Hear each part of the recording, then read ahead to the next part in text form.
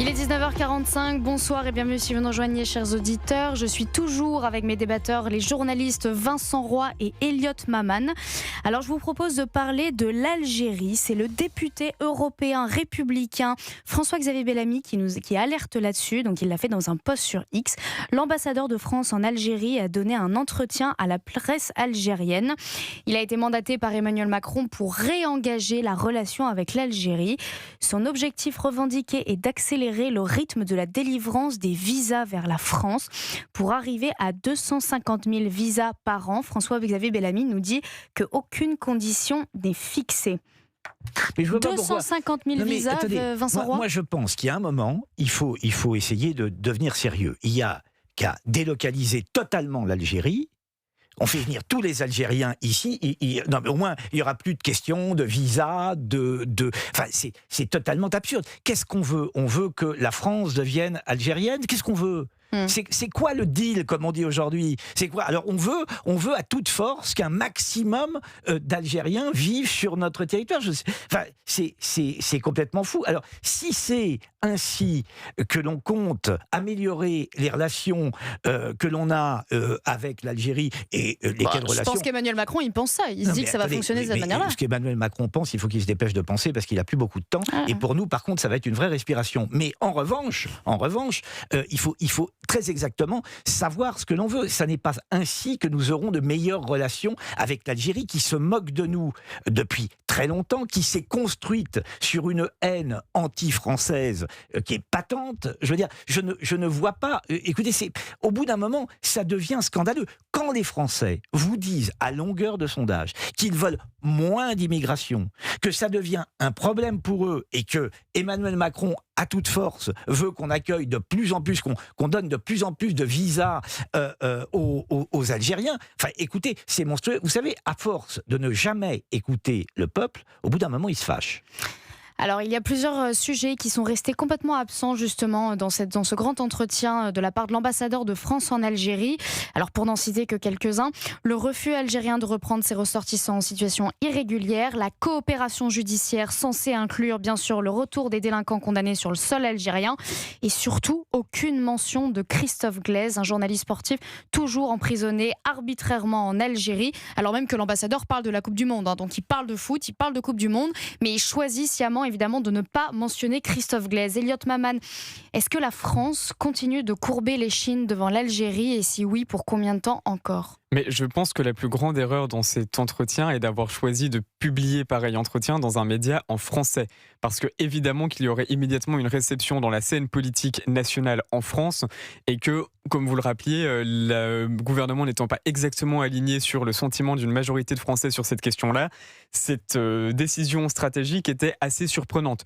On aurait finalement pu comprendre que dans un média, dans une langue que les médias français n'auraient pas immédiatement reçu, l'ambassadeur en Algérie décide d'être beaucoup plus passif parce qu'il se dit qu'il met aussi en avant certaines ambitions industrielles communes que les deux pays pourraient avoir et que finalement ce serait dans son intérêt d'avoir cette espèce de pacification des choses.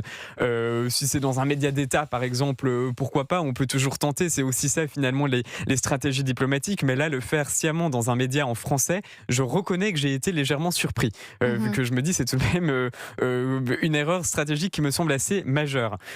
Maintenant, vous demandiez pour combien de temps. On peine aussi à comprendre quelle est véritablement la ligne d'Emmanuel Macron sur cette question-là, parce que on s'amuse souvent à dresser l'intégralité des sujets sur lesquels il a eu des contradictions internes. Un dossier sur lequel il a été particulièrement erratique, c'est quand même l'Algérie. Il n'a pas totalement désavoué Bruno Retailleau quand il était dans son gouvernement. Elle a finalement ce que... En août, il allait même dans son sens. Exactement. Il avait tout de même eu des déclarations de soutien. On sait également que Sébastien Lecornu, qu'Emmanuel Macron a nommé à Matignon, n'était pas en franche opposition avec Bruno Retailleau sur la question algérienne. Et là, finalement, ce que l'ambassadeur explique, c'est qu'il a été précisément nommé par Emmanuel Macron dans l'objectif, au vu de tout ce qui nous détaille, de revenir sur D'ailleurs, il le dit lui-même, il faut effacer cet épisode de crise. Oui. Mais Laurent Nunez, le ministre de l'Intérieur, d'une certaine manière, quand Emmanuel Macron, pareil, lui a demandé d'aller en Algérie, je veux dire, c'était aussi pour réengager précisément un dialogue. Je veux dire, Emmanuel Macron, il a une idée très très arrêtée de ce que doit être la relation entre la France et l'Algérie.